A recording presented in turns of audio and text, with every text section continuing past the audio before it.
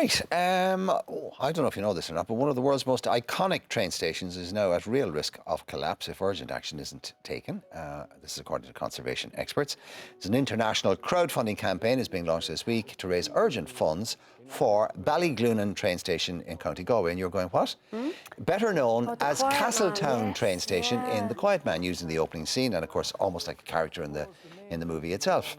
So it's in a jocker, as they say. Is it still actually used? No, God, no. 66 years ago, Maureen O'Hara and John Wayne arrived at Ballyglunan train station for the filming of The Quiet Man. Now, there's, as I said, there's this crowdfunding campaign going on. The ambassador for it is our old mate Leo Moran of the Saw Doctors. He's an official ambassador for it, and you can contribute in all sorts of ways. They launched it yesterday. Now you can donate as little or as much as you can afford.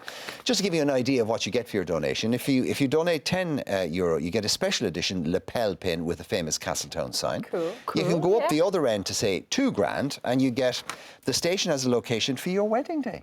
Oh, very good. I thought this might interest you. The charm of this station is perfect for your wedding day. The station will look perfect for your big day, and we'll also provide an award-winning videographer to capture the ceremony. That'd be a gorgeous, unusual place. Barcelona, Ballyglunan.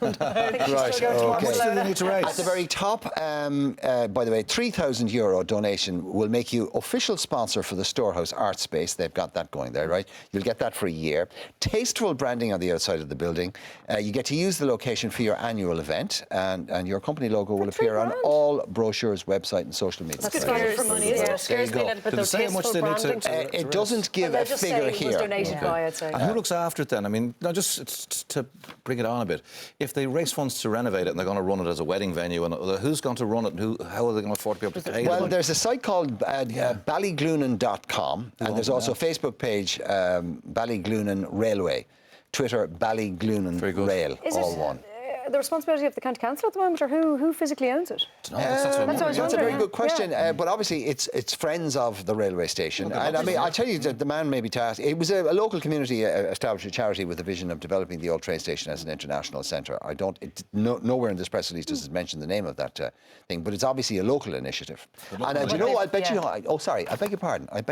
The Ballyglunan Community Development Charity. There we are. Well, okay. Well done. And I presume then they're hoping to get charity status and then perhaps get some funding and get going as get married. I would think so, yeah. Well, there you go. Anyway, if you drive around like Wicklow or Cork, there's all the Michael Collins film trails. Yeah. I mean, that would just become the Quiet Man film trail. The Irish Rail are using a lot of the old disused railways now as greenways. As part of their walks. I heard Barry Kenny on with George Hook talking about that. We'll have a little coffee shop and a gallery for somebody. Yes, be all there.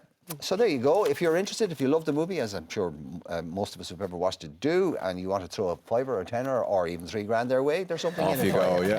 That's good. The thing that caught my eye today, this really made me laugh, it's the Cat People of Melbourne. Basically, it's a charity in Melbourne in Australia that arrange adoptions for cats.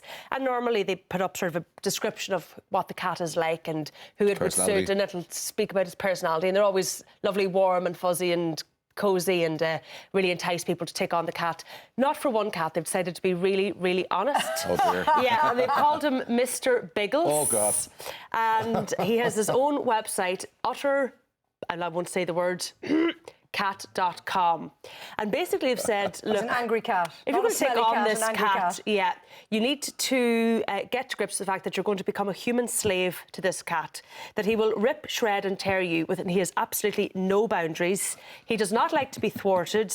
If you wanted to pet him and he doesn't feel like it, you will be nipped. He regularly throws a catty tantrum if he can't go outside.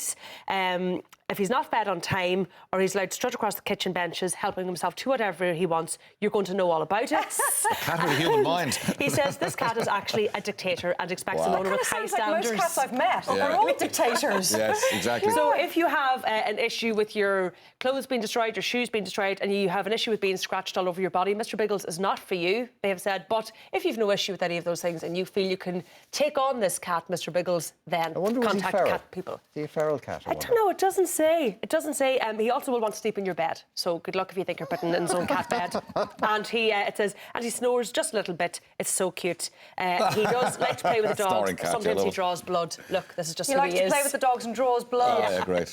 Just what you want. Somebody will take him on off the back of that. Somebody will. Yeah. His name is Mr. Biggles if you happen to be in Australia. Know somebody in Australia? Better to know beforehand, though, They than need find to out give him a afterwards. better name, though. Mr. Biggles is a bit kind of Yeah. friendly sounding. Mike Tyson. Floyd Mayweather. The Where's devil in the Tyson? cats. That was Mr. Biggles.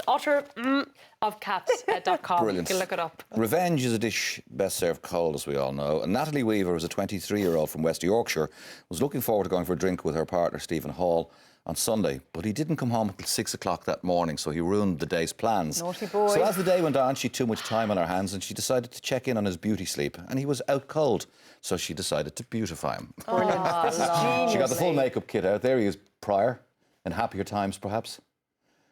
And here he is being made over in the lava. So, That was excellent makeup. exactly.